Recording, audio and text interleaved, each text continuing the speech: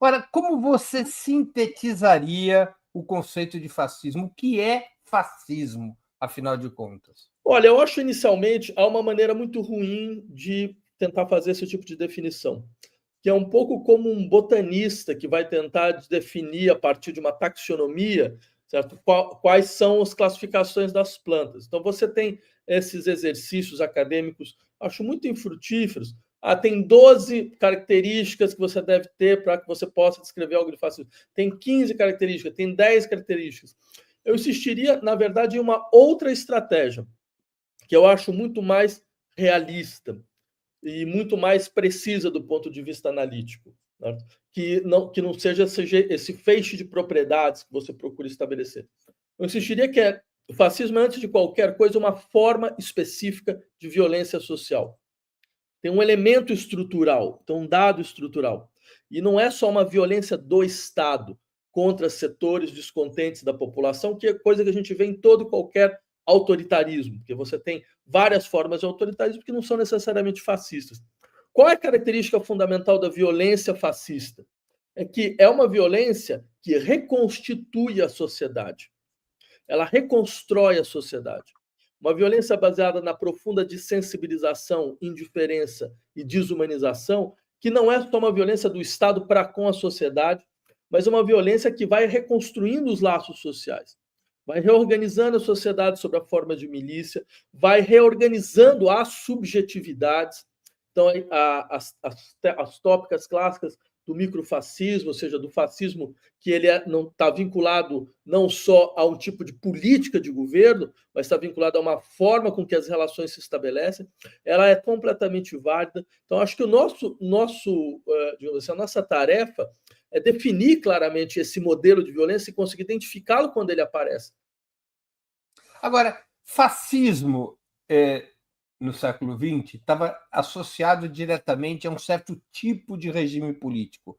Claro que havia nuances e diferenças entre esses regimes, mas fascismo se empregava por um certo contorno, ditaduras abertas, com base de massa, ou seja, a capacidade de suportar esse regime sob base de massas, e outras características que criavam um certo paralelo entre regimes como o nazista, o fascista na Itália, o salazarismo em Portugal, o franquismo na Espanha e até as ditaduras que muitos chamavam de militar-fascistas da América Latina. Para você, fascismo não está associado diretamente a um tipo de regime político? É possível ser fascista sem estar associado à defesa de um regime com essas características?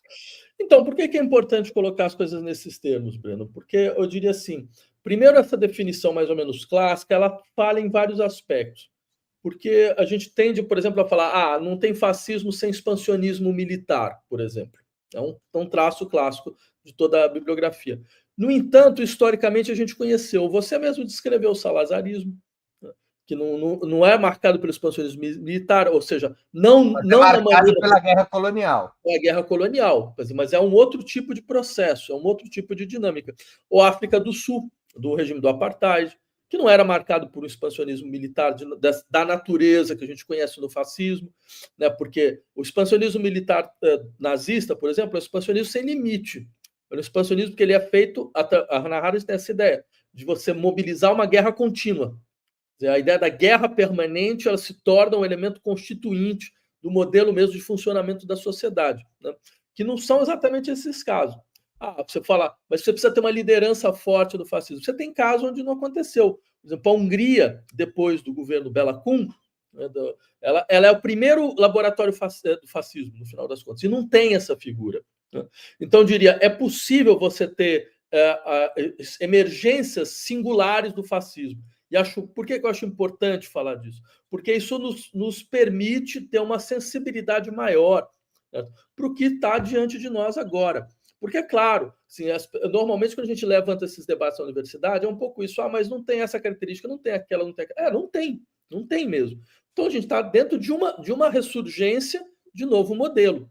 Agora, por que eu insisto que é importante falar em fascismo nesses casos, principalmente? Porque, veja, um dos elementos fundamentais dessa violência fascista é a transformação da guerra civil permanente em um modo de funcionamento da sociedade civil.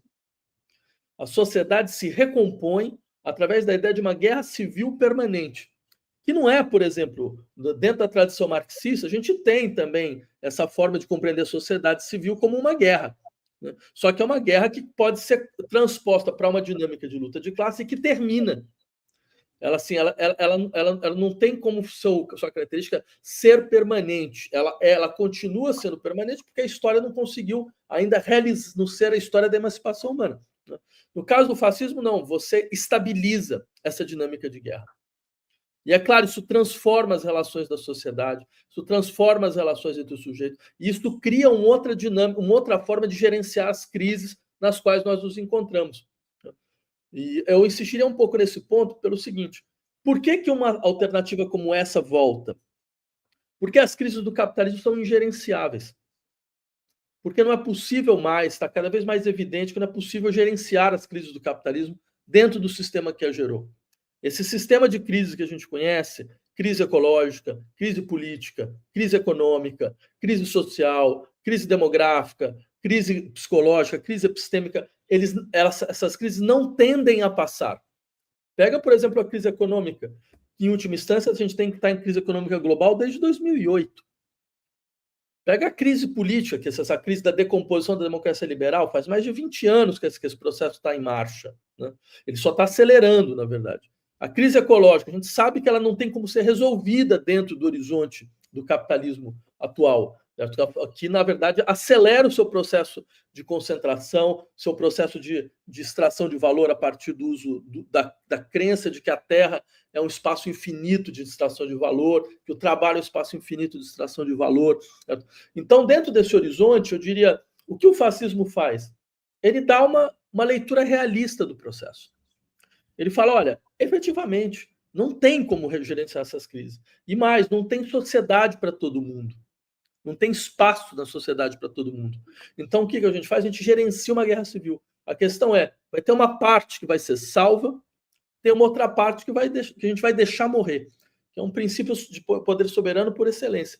A questão é onde você quer estar, que parte você quer estar. Você quer estar na parte dos que vão ser salvos? E esses que vão ser salvos são aqueles que são capazes de empreender, são aqueles que estão protegidos pela preferência. O fascismo é essencialmente darwinista. Tem uma dinâmica darwinista muito clara, é verdade, você tem toda a razão, né? Que se expressa nessa ideia. Não, esta guerra civil, a lógica é essa.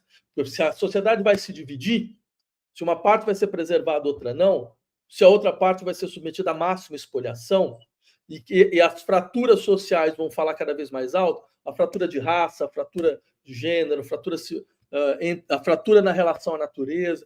Então, isso significa, entre outras coisas, que você é convocado a saber de que lado você vai estar, certo? E qual é o tipo de adesão que você vai, afinal de contas, sustentar. Como é que o fascismo se relaciona com os ciclos econômicos do capitalismo? Olha, ele é o freio de emergência dos processos de crise, né? Ou seja, quando a estrutura, digamos assim, as dinâmicas liberais elas já não funcionam para gerenciar as crises, por quê? Porque você tem descontentamentos muito profundos, você tem acirramentos de luta de classe, certo? E você tem também uma incapacidade efetiva de você responder a certas demandas de setores mais vulneráveis da sociedade que entram em processos de ruptura possível, que entram em potencialidades revolucionárias. O fascismo é chamado. Aí você pode dizer, mas espera aí, isso é um pouco estranho, porque a gente não tem nenhum horizonte revolucionário de esquerda agora. Então, por que o fascismo é chamado? Aí que eu acho que é interessante esse conceito que já nos acompanha há quase um século. O fascismo tem uma dinâmica de contra-revolução preventiva. Ele é um processo contra-revolucionário, é importante levar isso em conta, mas que, efetivamente, ele vai na frente das possibilidades de revolução concreta. Nos anos 30, o processo revolucionário ele tinha uma realidade concreta muito mais evidente do que agora. Só que agora você tem uma dinâmica digamos assim, de insatisfação, certo? Que é explícita dentro do século XXI. Você tem uma sequência de insurreições populares que demonstra a insatisfação social de maneira muito explícita. Eu diria que o fascismo ele consegue ter uma resposta preventiva a isso.